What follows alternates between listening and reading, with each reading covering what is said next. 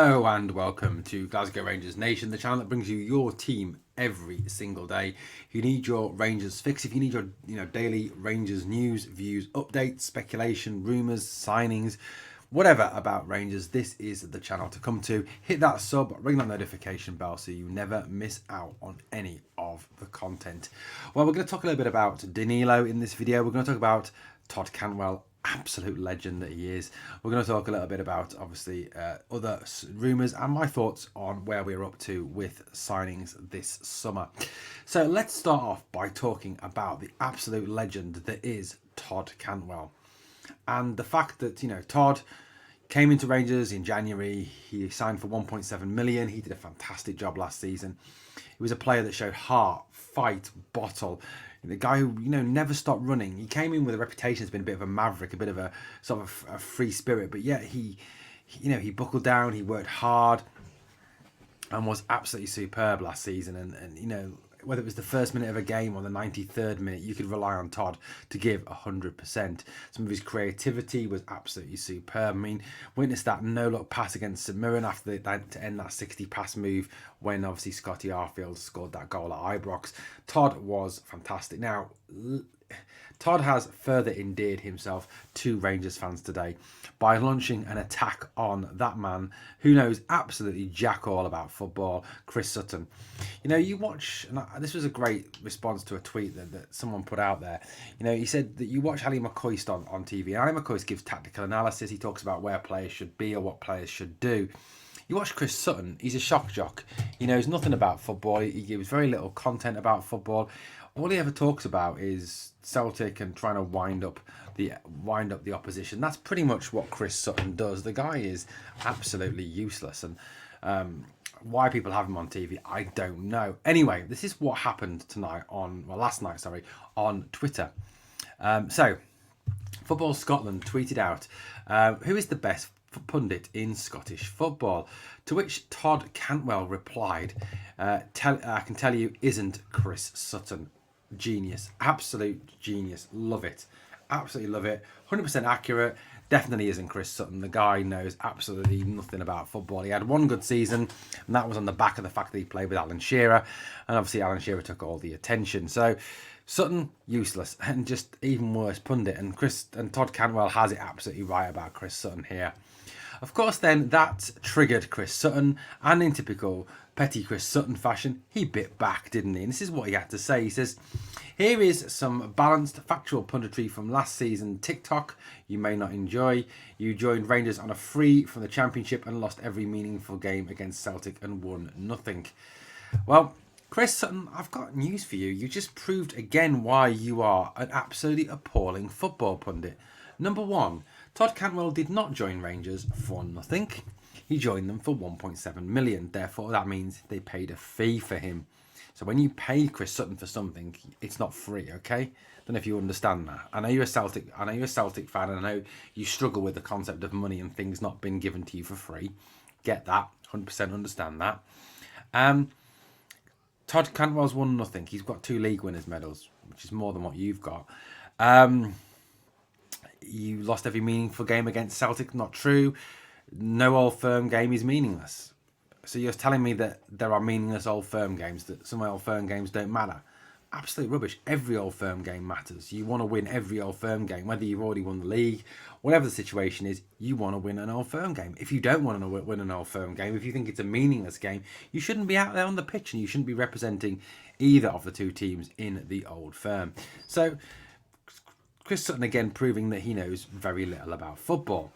Now, add into that the fact that then Chris Sutton's tweet was responded to by Todd Cantwell in absolute legendary fashion. And this is what Todd had to say. Todd replied the following: "Twitter troll has his notifications on then, laughing emoji," in response to what Chris Sutton had just tweeted about him. Absolute fantastic comeback from Todd Cantwell, calling Chris Sutton a Twitter troll.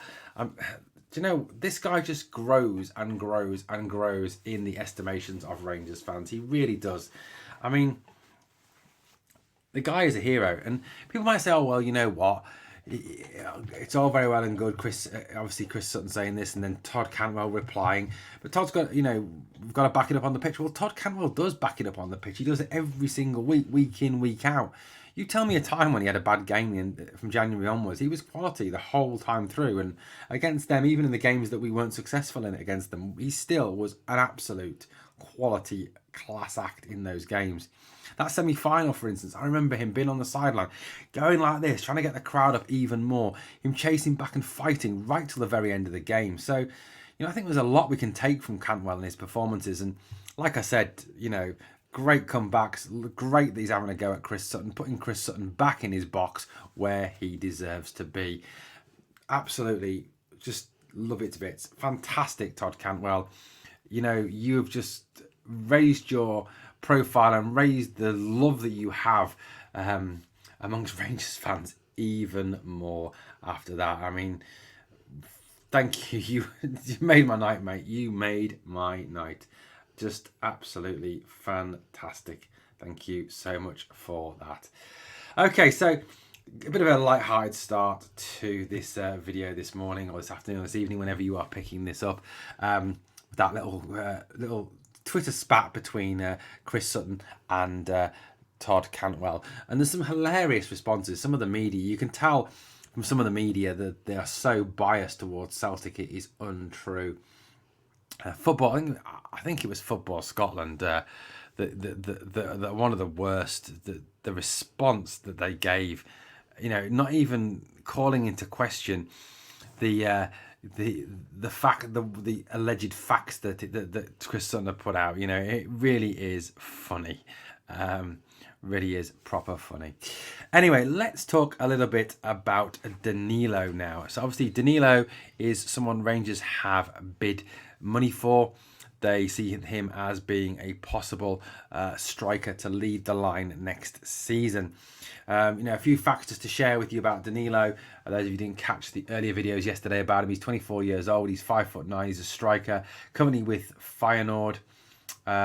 He spent time with Portuguesa, Corinthians, Ponte Preta, Vasco da Gama, Santos, and then Ajax in his youth career before making appearances for young Ajax, 51 appearances, 31 goals, which is absolutely phenomenal. 14 goals, 2 appearances between 2021 and 2022 for Ajax. He then went on loan to Twente Ascende between 2020 and 2021, where he scored 17 goals in 33. And from 2022 onwards, he's been with Feyenoord, where he scored 10 goals in 33 league appearances. He's got 1 cap for Brazil under 23s. You look at his career stats. His career totals: 131 appearances, 60 goals. Pretty decent return on that's league form. 9 appearances, 8 goals in cup competitions, 11 appearances, 3 goals in European competitions. Gives you a total of 152 appearances, 71 goals. He's certainly, like I said, someone who knows where the goal is, quick, skillful. Someone who can play as a direct centre forward, can play off the centre forward, can play out wide. A real quality player, someone I think would make a real difference to this Rangers squad. Like it was reported though, that Rangers and Feyenoord are way apart on their valuations of the player. Feyenoord are thought to want in excess of £5 million for Danilo. Quite where Rangers are at the moment, obviously, has not yet been revealed, and obviously I don't think will ever be revealed. As the clubs do keep contract negotiations and transfer negotiations quite close to their chest when they're negotiating. But Danilo, to me, is the sort of player that we need. He's quick, he's skillful, he can play in that split striker role, that wide striker role. He can play in a variety of positions on that front line.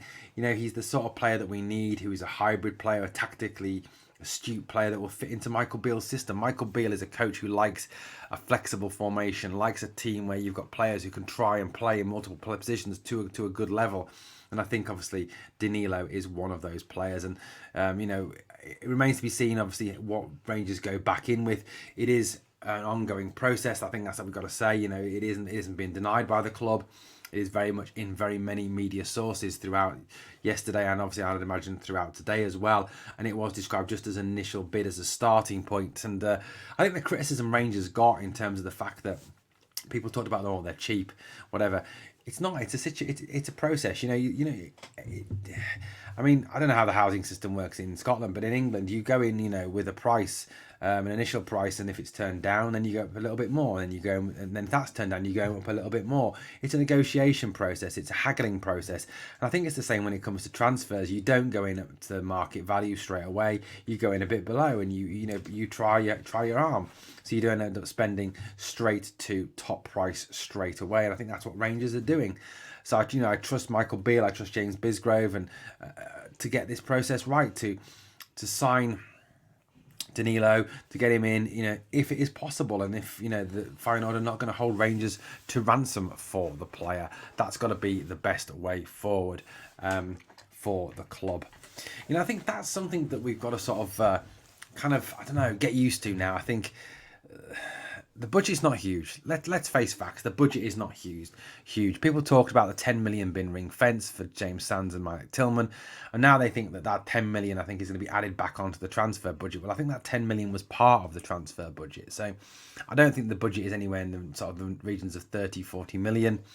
I think it's more like between 15 and 20 million that Michael Beale has to spend this summer, which I agree is not a great deal. And someone on the comments for one of the videos asked where all the Bassi money, and the Rebo money and the European money's gone. That was a vast amount of money. It's 40, 50, 60 million pounds. Where has it gone? I know it's gone. Someone's gone to pay off Gio and his staff. Someone for Edmiston House. The ongoing costs there. I get that, and I get infrastructure is important, and I get building a team and a squad and the coaching staff is important, but you do kind of question where the money has gone. And I don't blame the present board. That's not their problem. It's not John Bennett's problem. It's not James Bisgrove's problem. That is something that they've kind of inherited from the previous regime, from Stuart Robertson and from Douglas Park, and something they're kind of dealing with now. Perhaps the fallout from that situation. And look, I don't expect them to come out and say that X million's been spent on this, X million's been spent on that.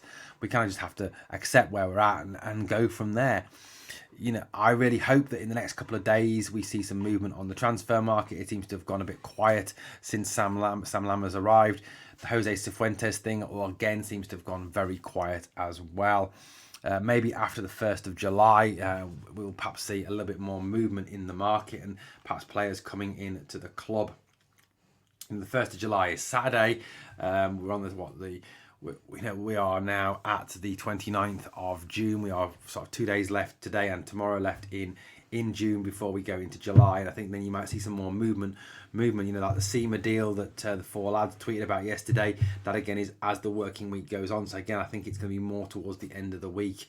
Same as obviously Cifuentes. Again, that doesn't seem to be moving at the moment. The Dessers deal seems to be dying a little bit. Now the Danilo deal is up and running. I think we've just got to show some patience, trust the process, trust Michael Beale, trust where we're going with the club. And I think, utmost optimism for the future with this team and with Michael Beale. You've got to trust what he's done. The players that he has brought in that we've seen play, the Raskins, Cantwells of this world have been absolutely superb. And you've got to trust that he's got an eye for a player and that he can build these players up to be the best they can be. And we've just got to trust Michael Beale. And I think the club is moving forward. And we certainly, with the chief operating executive officer that we've got in James Bisgrove as well, have a very fine person at the top to take this team forward. It has gone quiet on the transfer front. I know that obviously Rangers return to pre-season on Friday. So a chance to see some of those 4 new faces. Would have liked to have a few more in. I think, you listen to those people in the know, Rangers Review, 4 lads, they're very much talking about the fact that it would be sort of 9, 10 players coming in. So I think we can see another 5, 6 players arriving over this transfer window. And I think that's a very real possibility. And I think if you look at how the squad needs to turn over, and it's not just about signing first team players, it's about signing players that can come off the bench and make an impact. Yes, we have players that are going to stay. Sakala, for example, will stay. Hadji, Alex Lowry, all players that can come on and make an impact. But I think it's also about some extra bits and pieces around them that we bring in over the next week or so and into July, to really build this squad up to be a squad that's going to challenge that lot from across the city.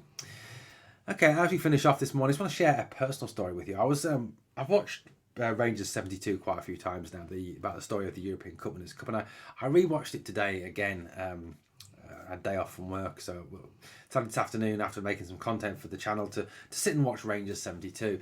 And just again, you know, even it's I don't know how many times I've watched it now, but to sit and to watch it, you're blown away by those ex-players, you know, the Willie Johnsons, John Greggs, Derek Parlanes, Colin Steens, Willie Hendersons of this world. They're just superb people, superb players, and superb men. That's one of the biggest things. And you know, the way that Willie Waddle and Jock Wallace coached them and inspired them and brought them on and got them to win that European competition was just absolutely outstanding. And at the end of every time I watch it, no matter how many times I see it, listening to the players talk about Sandy Jardine, who's no longer with us, Willie Waddle, who's no longer with us, and you know, been asked what would you say to Willie if you could speak to him now, it just gets you here. And again, a tear in my eye again this afternoon watching it, and really does choke you, really does bring emotion through. And I don't know, just what an incredible bunch of guys they were, and it just what a phenomenal achievement. And like I said, choked every time I watch it. Just amazing set of guys, amazing.